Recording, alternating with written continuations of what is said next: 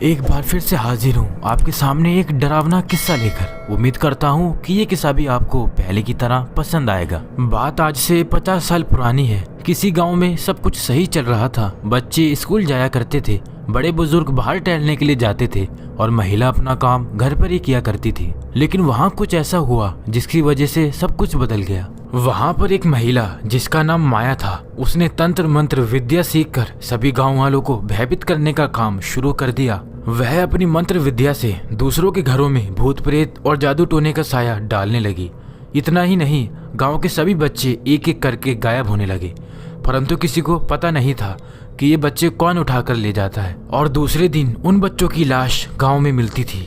एक बार उसको ऐसा करते हुए गांव की किसी महिला ने देख लिया और वहां के मुखिया से जाकर कह दिया। गांव में पंचायत बुलाई गई और सबके सामने उस महिला को खड़ा करके सजा दिलवाई गई, परंतु वो महिला यही कहती रही कि मैंने कुछ नहीं किया। पंचायत के मुखिया ने उसे सजा दी और सजा भी इतनी भयानक थी कि सुनने वाले की रूह तक कांप जाए। सभी पंचायत वालों ने सलाह मशवरा करके उस महिला को एक पेड़ से बांधकर जिंदा जलाने का हुक्म दे दिया। फिर क्या था, देखते ही देखते वह महिला जिसका नाम माया था, एक पेड़ से बांधकर उसे जिंदा जला दिया गया। परंतु जलने से पहले वह पूरे गांव को एक श्राप दे गई। उसने बोला कि मेरे मरने के बाद इस गांव के किसी भी सदस्य को जिंदा नहीं छोड़ेगी, ये मेरा श्राप है। अब कहानी वर्तमान में आती है। उस गांव में जाने से हर कोई डरता है। उस गांव में बहुत कम लोग बचे हैं, पर जो लोग बचे हैं वह सभी डर डर के जी रहे हैं। जिस जगह पर उस महिला को जलाया गया था, अब वहां पर एक कुआं बना दिया गया है। लेकिन आज भी बहुत से लोग उस कुएं के पास जाने से डरते हैं, खास तौर से जब रात का समय होता है। कुछ समय बाद इस गांव में शहर से एक फैमिली अपने गांव आती है, जिसमें 10 साल का लड़का जिसका नाम आर्यन है तथा उसके मम्मी पापा शामिल होते हैं। यहाँ आर्यन की नानी निवास करती है। एक दिन आर्यन खेलते खेलते उसी कुएं के पास पहुंच जाता है। तभी उसकी नानी वहां आ जाती है और उसे खींचकर अपने घर ले आती है। नानी का ये बर्ताव किसी को अच्छा नहीं लगता, लेकिन किसी को कुछ समझ भी नहीं आता है। कुछ दिन ऐसे ही बीत जाते हैं। वहां पर आर्यन के बहुत से दोस्त बन जाते हैं। आर्यन अपने दोस्तों के साथ खूब मजे से खेलता है। तभी आर्यन किसी एक दोस्त जिसका नाम रवि होता है उससे पूछता है कि मुझे एक बात समझ में नहीं आती कि लोग इस कुएं के पास जाने से क्यों डरते हैं। तभी उनमें से एक दोस्त बताता है कि इस कुएं में श्राप है, जिसकी वजह से हम लोग वहां नहीं जाते। खेलते खेलते रात हो जाती है। आर्यन अपने घर को जाता है कि तभी पीछे से कोई आर्यन को आवाज लगाता है, आर्यन बेटा यहाँ आओ, आओ आर्यन बेटा मेरे पास आओ। आर्यन जैसे ही पीछे मुड़कर देखता है तो उसे एक बुढ़िया दिखाई देती है, जिसका चेहरा बहुत बुरी तरह से झुलसा हुआ था। आर्यन उसके चेहरे को देखकर बहुत डर जाता है, लेकिन वह बुढ़िया उसे अपने पास बुलाती है और कहती है कि तुम मुझसे डरो मत, मैं तुम्हारी नानी की दोस्त हूँ। और वह बुढ़िया आर्यन को खूब सारे गिफ्ट देती है। ऐसा ये रोज करती है, जिसकी वजह से आर्यन उसकी ओर खींचा चला जाता है और आर्यन अपनी सुध बुध खो देता है। बहुत दिनों तक ऐसा चलता है, जिसकी वजह से आर्यन खोया खोया सा रहता है। उसकी इस बेचैनी को उसकी माँ देख लेती है और उससे पूछती है कि आर्यन बेटा तुम्हें क्या हुआ है, तुम अब तो न किसी के साथ खेलते हो और ना ही पहले की तरह रहते हो। आर्यन अपनी सारी कहानी बताता है और कहता है कि वह बुढ़ी अम्मा बहुत अच्छी हैं और मुझे बहुत सी चीजें खाने को देती हैं। उसकी माँ उसकी बातों को सुनकर अचंभित हो जाती है और उससे पूछती है कि तुम्हें कौन सी बुढ़ी अम्मा खाना खाने को देती है और गिफ्ट देती है। तो वह बताता है कि जब भी मैं अपने दोस्तों के साथ खेल कर लौटता हूँ तो मुझे कुएं के पास वह बूढ़ी औरत खड़ी मिलती है, जो मुझे बहुत सारे गिफ्ट और खिलौने देती है। आर्यन के कहने पर उसकी माँ को उसकी बातों पर बिल्कुल भी यकीन नहीं होता, इसलिए उसकी परीक्षा लेने के लिए आर्यन से कहती है कि उस बुढ़िया से मुझे तुम मिलवाओ, तभी मुझे यकीन हो पाएगा। आर्यन अपनी माँ की इच्छा पूरी करने के लिए जब खेलकर वापस आता है तो वह अपनी माँ को उस कुएं वाली जगह पर ले जाता है, लेकिन वहाँ पर कोई भी बुढ़िया उसे दिखाई नहीं पड़ती। वह उस बुढ़िया को आवाज़ भी लगाता है, लेकिन वहाँ कोई बुढ़िया दिखाई नहीं देती है। आर्यन रोने लग जाता है और उसको रोता हुआ देखकर उसकी माँ उसे दिलासा देती है कि शायद उस बुढ़िया को कोई काम आ गया होगा, जिसकी वजह से वह यहाँ पर नहीं आ पाई। अब घर चलते हैं, हम किसी और दिन उससे मिल लेंगे। दोस्तों, कहानी की स्टार्टिंग में पहले ही बताया गया है कि वह बुढ़िया बच्चों को अपने घर ले जाती थी और उनको तंत्र मंत्र विद्या से मार दिया करती थी। यहाँ पर बुढ़िया इसलिए नहीं आई क्योंकि आर्यन के साथ उसकी माँ आई थी। कुछ दिन बीत जाने के बाद आर्यन उस कुएं वाली जगह पर अकेला जाता है और वहाँ पर उस बुढ़िया को आवाज़ लगाता है, लेकिन वहाँ पर बुढ़िया नहीं आती। जैसे ही वह पलटकर जा रहा होता है कि पीछे से आवाज़ आती है कि आर्यन बेटा आ जाओ, देखो मैं आ गई। आर्यन पीछे पलटकर देखता है तो वह बुढ़िया उसे खड़ी मिलती है और उसको खाना और गिफ्ट देती है, परंतु उससे एक बात ज़रूर कहती है कि तुमको मेरे बारे में किसी को नहीं बताना है। यदि तुमने ऐसा किया तो तुम्हारे लिए बहुत ज़्यादा खतरा खड़ा हो जाएगा। ऐसा करके वो आर्यन को डराना चाह रही थी और उसके नादानीपन का फायदा उठा रही थी तथा उसके भोलेपन के साथ खिलवाड़ कर रही थी। अब तो आलम ऐसा हो गया था कि आर्यन रोज शाम को उस कुएं वाली जगह पर जाता था। उसको ऐसा करते हुए 1 महीना बीत जाता है। उसके घर वाले यही सोचते थे कि ये अपने दोस्तों के साथ खेलने जाता होगा, लेकिन एक दिन उसकी माँ को उसका दोस्त मिल गया। तब आर्यन की माँ ने उस लड़के से पूछा कि बेटा आर्यन तुम्हारे साथ खेलने आता है? तो उसके दोस्त ने बताया कि आंटी आर्यन तो 1 महीने से हमारे साथ खेलने नहीं आता है। अब उसकी माँ सोच में पड़ जाती है कि आखिर मेरा बेटा आर्यन कहाँ पर जाता है। उसी दिन उसकी माँ आर्यन से पूछती है कि बेटा आर्यन, तुम्हारा दोस्त बता रहा था कि तुम उसके साथ खेलने नहीं जाती हो। अगर ऐसा है तो मुझे बताओ कि तुम कहाँ पर जाते हो। जब आर्यन अपनी माँ के द्वारा इन बातों को सुनता है तो वो बहुत घबरा जाता है और इस बारे में कुछ बात नहीं करता और अपने कमरे में चला जाता है। इधर उसकी माँ सोच में पड़ जाती है कि आर्यन एक बार मुझे उस बुढ़िया के बारे में बता रहा था, कहीं ये उसी के पास तो नहीं जाता। एक शाम आर्यन को जाता देख वह उसके पीछे पीछे चल देती है।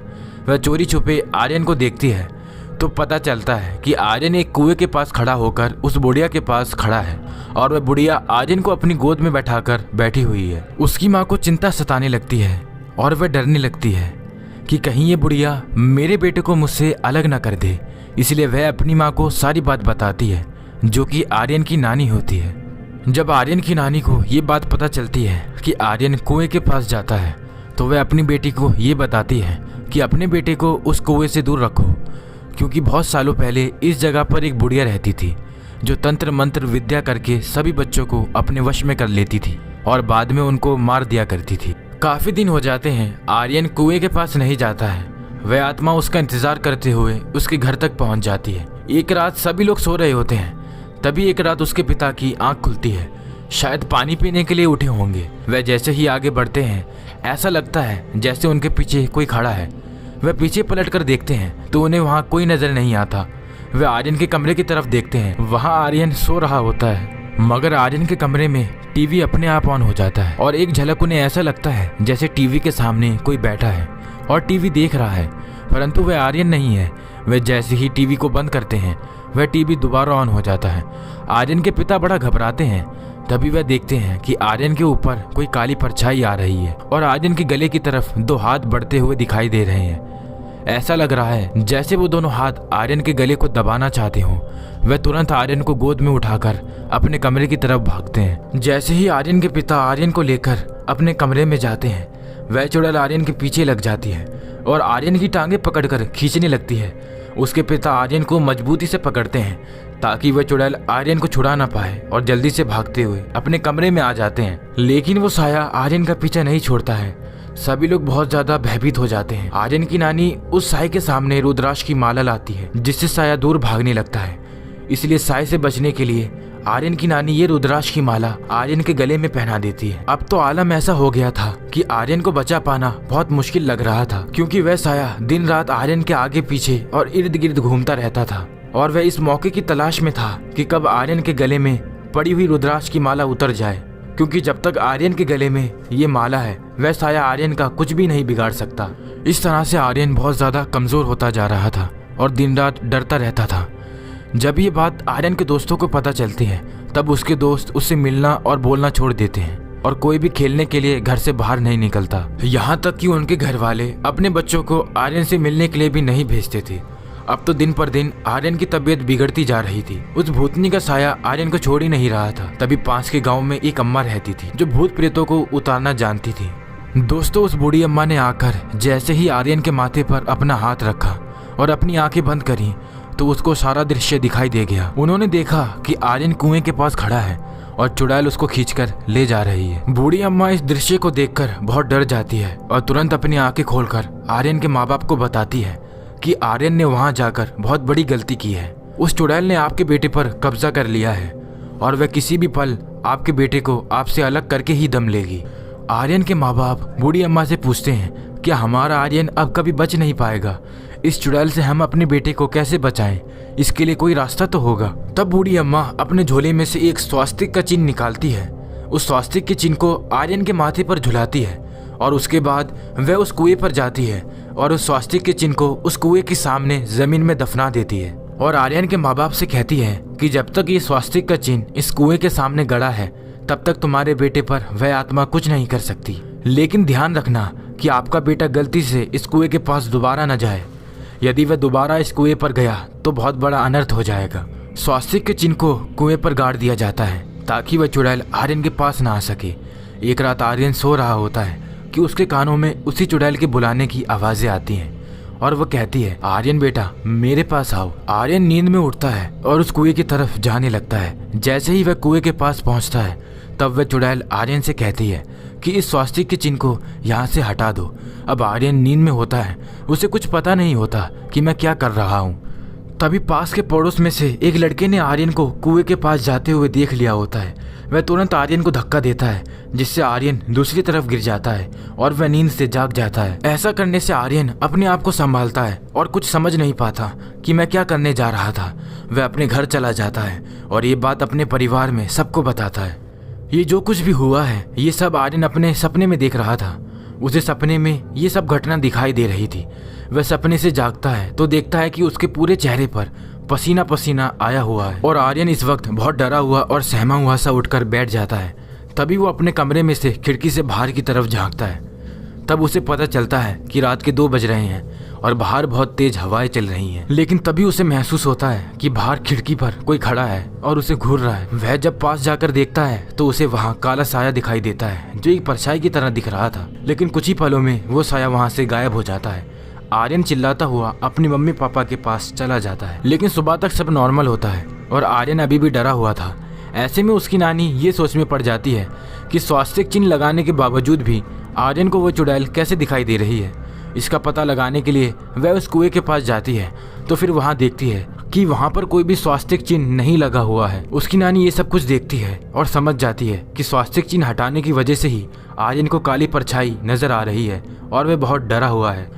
तभी उन्हें उस कुएं में से कुछ आवाजें सुनाई पड़ती हैं। इस राज का पता लगाने के लिए वह उस कुएं में जैसे ही झांकती हैं वह आत्मा नानी को कुएं में खींच लेती है और इस तरह से नानी जी की मौत हो जाती है।